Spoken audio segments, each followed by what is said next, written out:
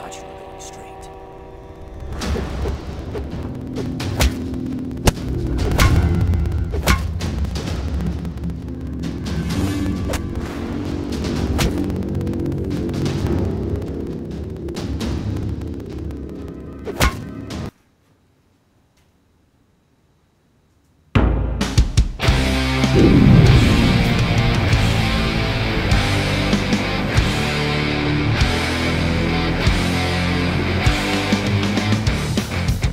Welcome back to Live With, brought to you by Species Nutrition. Visit speciesnutrition.com. I'm Dave Palumbo, and today's guest is our good friend Guy Grundy, back in the Hollywood spotlight. Guy, you got a new YouTube series out called BANE. Tell us about it. G'day, mate. Thank you for having me on the show again, buddy. It's always a pleasure being here. Absolutely. BANE basically is the man who broke the bat. From, if you watch The Dark Knight Rises by Christopher Nolan, and Tom Hardy played Bane, so I play that character. And all honesty, I had a very rough childhood growing up, so I had no idea who Bane was. You know, like when people were watching cartoons and that, I was out in the street looking for food or fighting or doing anything but watching cartoons. So I never knew who Bane was, and everyone would always say to me, man, you should do Bane, you should do Bane. I'm like, And then finally I seen The Dark Knight Rises, and generally when I act, because I'm not a small guy, but I can fight. Like everything I would do, basically the word that they'd use for me is you need to dumb it down, which means I'd have to fight more Neanderthal style. I'd have to, you know, I couldn't show my skills and moves and everything, but Bane was trained by the Shadow of Leagues, and he was a muscular guy, and, you know, he's equal to Batman. I was like, wow, that guy's really cool. So it was just an idea that came up, and I basically just started to, the last show that I did was 6 Feet Down Under, and that went really well, but unfortunately one of the cast members, his career really took off, so he just didn't have time to devote to the project. So, you know, I backed out of it because it was just taking too long, and just basically became a producer. I've never done it before by myself, and it was a real learning experience, but it was a great experience. It was, you know, outside my comfort zone, having to be very patient with people. Some people are drama queens, and some people are, you know, just being on, you know, you're fighting for 12 hours, but also being the producer. It was a lot of work, but something that definitely gave me a lot of confidence, because it was something that I actually handled. Mm-hmm. Now, obviously you're into the acting full time at this point. Obviously you were a former bodybuilder, for people who might not know who you were. Talk to me a little bit about how this project came about, because obviously just wanting to play the character Bane is great. You know, you could dress up like that for Halloween, but how do you make a production like this happen? Obviously you need funding, you need actors, you need time to, you know, shoot in certain areas. You got to have permits. Someone's got to edit it all together. How did this all come together? And is this your project personally, or are you involved with someone else, you know, on this? No, it was all my idea, and basically, I raised a budget, like Boss Mazowie, Anthony Appello, and myself were the producers, where we put, you know, we got the money together. Then we went to Hectic Films, Ricky Bird, who I've worked with before on The Lackey, and just took my idea to him and basically told him what my concept was, and then he created a script for it. And the most important thing is that I said, you know, it needs to be short. That's the most important thing that I've learned with when I watch personal things on the internet. If something's 20. Looks like we lost the guy there for a second. Hopefully we'll get him back. You know, it's pretty impressive when you see these fight scenes. You know, Ian Lauer is the one who plays Batman here. And I mean, Ian Lauer looks, we lost you there, Guy, for a minute. I was just talking about the fight scene between you and Ian Lauer, who plays Batman. They're pretty impressive. They look pretty real, almost WWE-ish, dare I say. Yeah, mate. Ian and I have worked together on 2 other projects together, and we're really good mates. So it was easy to choreograph it. But we honestly, most things like that will be choreographed in 2 or 3 days. We did that with an hour and a half together, and then when we shot, we still had 25% of it to go. So we got together, and I'm easy to work with in the sense that I'll be like, hey, Dave, what are your 3 best moves? Right. Okay, you do them, and that puts me in this position. I'm going to come back with this. and then you've got to be aware of where the camera angles are and everything. So Iron's done a lot of fight choreography, and so have I. So it was very easy for us to work together. And then we just filmed the routine in its entirety. So we had a story. And one thing I learned was on a movie that I recently did with Iron, we did like 3 days of just brutal, with Lou Ferrigno this movie was, actually, we did brutal fight choreography. I dislocated 2 toes. It took me like 3 weeks to get over it. But then I realized that the editors, they're not fighters. So when they edited it, we had a story of, like from the beginning of the fight, the first one, and then the second one, to tell a story of progression and whatnot. And then when I watched it, I almost cried because I was like, wow, that looks not good. And so not only did we have to film it, then we had to go all the way back up to Bakersfield. And then, we actually sat there with the editor, Ricky Bird, to edit the fight scene. But it was just, Iron has a certain amount of skills, and then I've got skills. And, we just worked with it and worked together. So that fight, we ended up doing it for like 12 hours in an alley. Wow. And, only reason we stopped was because the sun was coming up. Like we were like, look, we can't finish the fight scene. We've got too many moves. So we just had to shorten it. But I was so impressed with it because we had literally an hour and a half in our meetings because we're both so busy to actually choreograph that whole routine together. And on any other movie, you'll get 2-3 days to do that. So I was really happy, and we adjusted on the fly as well. And one thing about me on a movie set, I'm very calm. It's kind of like when you're fighting, you're just in the zone. Whatever happens, I get cracked with a right hand. I can't sit there and whinge about it. I just need to move on. So things go wrong on the movie set, and I'm always just very calm. And it just all came together really well with Ricky Bird writing an amazing script. Like I'd go and say, hey, this is my general idea, and he had a real understanding of who Bane was, so he created all these different characters, like you'll see in episode 2, and then we got, had to get a lighting crew, a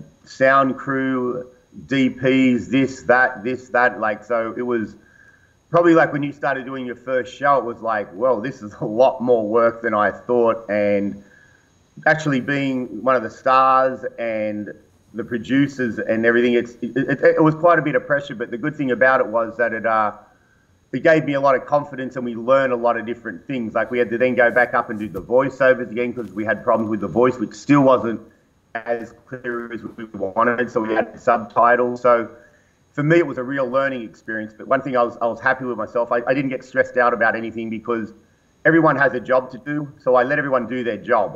People were saying, man, you're the easiest person to work with. You're not, a prima donna. Like I wear that mask, which was like having that from the Alien 1, having it stuck on my face, which really helped my character because I'm claustrophobic.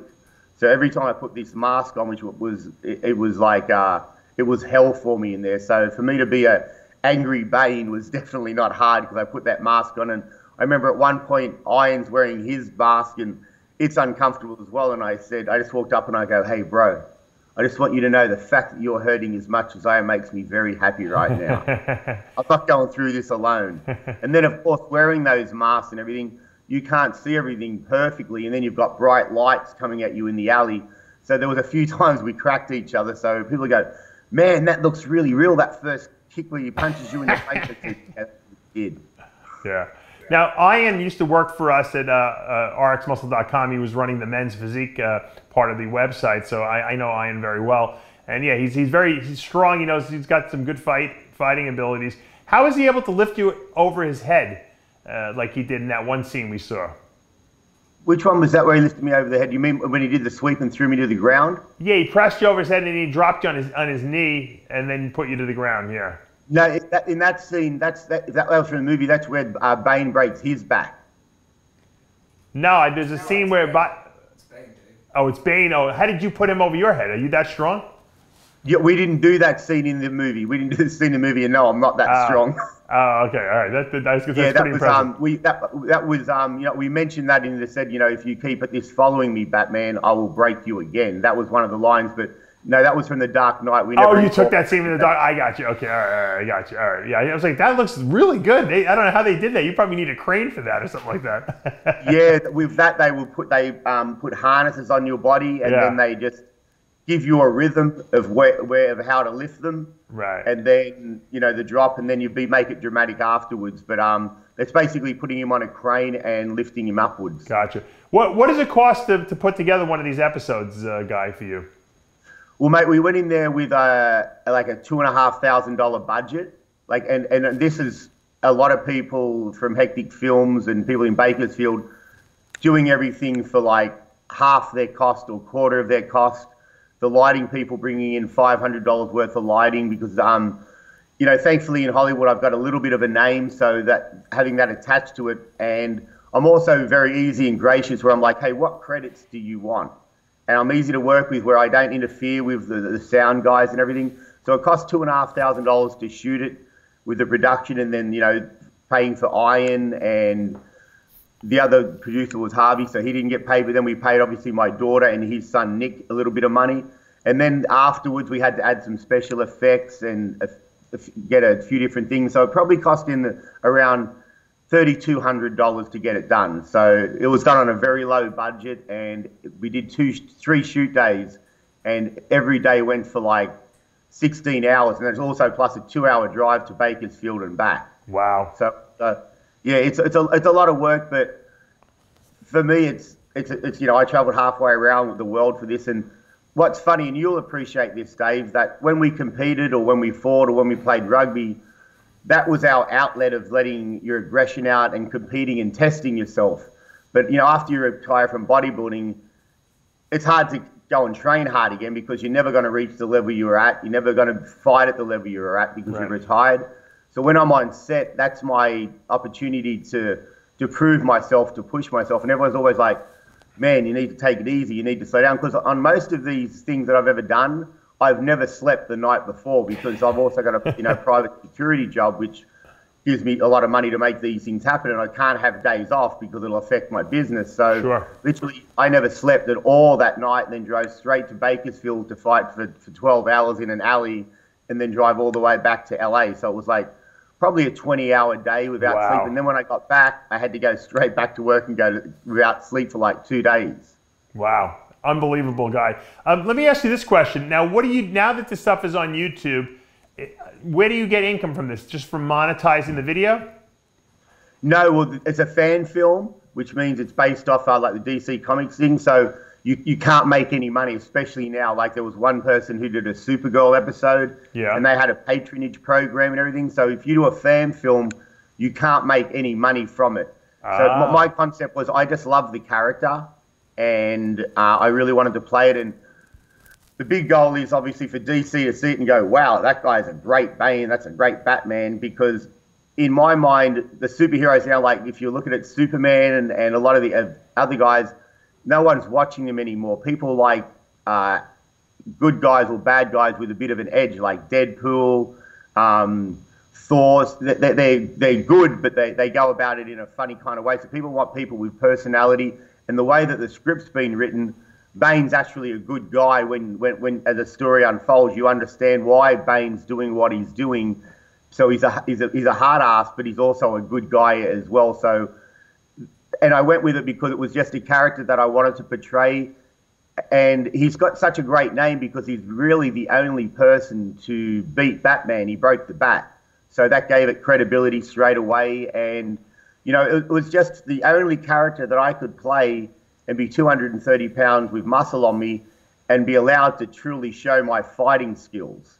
Right. So that really appealed to me. Like he's trained by the Justice League just the same as Batman, so I was like, wow, this guy's got some amazing skills and he's big. And it was also just a platform because it's already got an audience for it, and then the plan is to get that as much exposure and attention as we can. Then we're going to shift over and start to do another series which will be along the lines of when I was a collector, like telling a lot of different stories of doing collections and enforcing and making it also into a bit of a comedy, and that's something that we can then make money off. But there was a project to just establish ourselves, get ourselves going, and I really like the character of Bane. It's like therapy for me. I've had a pretty rough life, but playing Bane, it really lets me get all my anger and I bottle everything up, and then when I get on set, I'm allowed to let it go and when I say the lines, you know, I'm going to make you beg me to stop. Like, I'm saying that stuff to Iron, and I'm really meaning it at the time. And every time I act, I just did a piece for the Black Panther in a fight scene for him, and I said to the guy, I said, listen, when the camera rolls, you're going to see a totally different me in the eyes and everything, like, because I get very intense and serious and hardcore. I said, but the most important thing I do is as soon as they say cut, I stop and go back to being regular me so they're comfortable around me, because there's nothing worse than a method actor who's an asshole all day on set and he keeps being like that. Right. I hear you. One more thing before I let you go. Mike O'Hearn, last time we talked, you and him had a big beef going. I know you challenged him to a fight. Have you guys shook hands, made up? Have you anything happened since then? Remember, he challenged me to the fight. Oh, that's true, right. But she never showed up, though, right? You said? Of course not. No. Mike was at the beauty salon getting his nails done and getting his bald spot covered, I think, when he was supposed to fight me. And from what I gathered from other bodybuilders, I'm not going to mention their names, that I'd see at auditions and that, and they went up to him. They said, "What were you thinking?" Because they know I'd kick his ass. Right. Maybe you should play Bane and he could play Batman, and then that would be a really good rivalry. Mate, he can play any character and I'll kick his ass. It wouldn't matter. the I'll people dress. ask me now. Look, you'll dress him up as Batman, you dress up as Bane, and you guys could fight it out. That would be something you could actually film for YouTube. It would be great. Oh, mate, we don't have to even. We can really fight too. That's right. That's what I mean. Yeah. If you can get the wig wearer to put on a Batman costume, it's probably going to ruin his hair a little bit. But I am more than happy to put my fist through the back of Mike O'Hearn's head. But in all honesty, as I've grown up, I think of him as a joke. He's a comedy show. He's the same as Friends. Like, to go out and call me out and say things that weren't true and that were proven to not be true. Then to pull out of the fight, he just embarrassed himself. Then he did that thing with Mark Smelly Bell where he called him out 2 weeks later and backed out of that. And then Smelly did a video which is Chris Bell's brother, and just humiliated him. So he's, you know what? I don't know what's going on with the guy. Mike O'Tren, they call him, and there's probably a reason for that. You get aggressive and do stupid things on it, and that's what I think he did. If I seen him, I would just ignore him because, I'm above that. But if it came down to if he ever did want to fight, I would not do a planned fight or anything. I'd be like, Mike, let's just take this out into the back alley and we'll handle it like men, because I would never prepare for a fight for that girl because she would never turn up. She's a talker. As you know, he talks a certain way. He thinks he's something and everything, but at the end of the day, when I said to him, I just said, listen, bro, the difference between me and you is, yeah, you're a stud, you're a big man, you're all this. I've lived on the street all my life and fought all my life, and I've got scars all over my face. I said, bro, you pride yourself on being Mr. Pretty and that. I said, after you fight me, you're not going to be that way because I don't care about getting hurt. And that's when I think he realized that. And even one of my trainers who knows him very well, who's trained me, he just said, Guy's a different kind of animal. That he's not someone you want to fight, and he just backed out. It was definitely a fight I would have liked to have had because he really upset me with the comments of saying I'm a woman beater and I've got charges against me, and that's how much of a pathetic liar he is. He makes up a lie that's totally not true, and you can simply call the police department and you can see that there's no charges against me at all. But I honestly don't think about him. My daughter will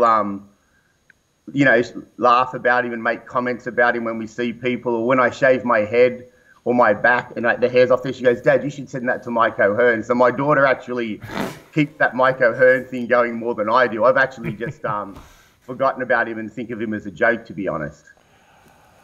Never a dull moment. Like they said, like the scene out of a Raging Bull, my father's favorite movie, when Jake LaMotta beat the Pretty Boy Davey, or whatever it was the guy's name was. He's like, he ain't no pretty no more. Yeah, well, he definitely would not be pretty after that one, bro. My fist would go through the back of his head, and I wouldn't stop for a while, because if you fight someone and it's in the street or whatever, it's to the end. But like you said, that was a while back. Nah, you guys. He's a wanker, and I've just let it go. And so many people have attached me to him and the word bald spot. So at the end of the day, all he did was really embarrass himself and got himself a nickname. So, good for you, Mike. I appreciate it. You did good. You're a real smart businessman, buddy. I'm friends with both of you guys, so I see it from both sides, I guess, of the coin. But I'd love to see the fight anyway, because I'm an instigator of trouble. Guy, congratulations on the new series. It's called Bane. It's on YouTube. You can check it out now. Episode 1 is up, and you'll keep us informed if you have any new projects coming up. Awesome, buddy. Yeah, episode 2 is coming up. So, guys, if you go to YouTube, just put in Bane series Guy Grundy. It'll come up. They're only 8-minute episodes, so they're short, sweet, and to the point. And as Dave said, we've got some great choreography, and you know, we've got some really great reviews from it so far. So if you guys watch, it would be very much appreciated. Congratulations again, and that's going to take us to the end of another episode of Live With, brought to you by Species Nutrition. Visit speciesnutrition.com. I'm Dave Palumbo, and we'll see you next time. Thanks, Dave.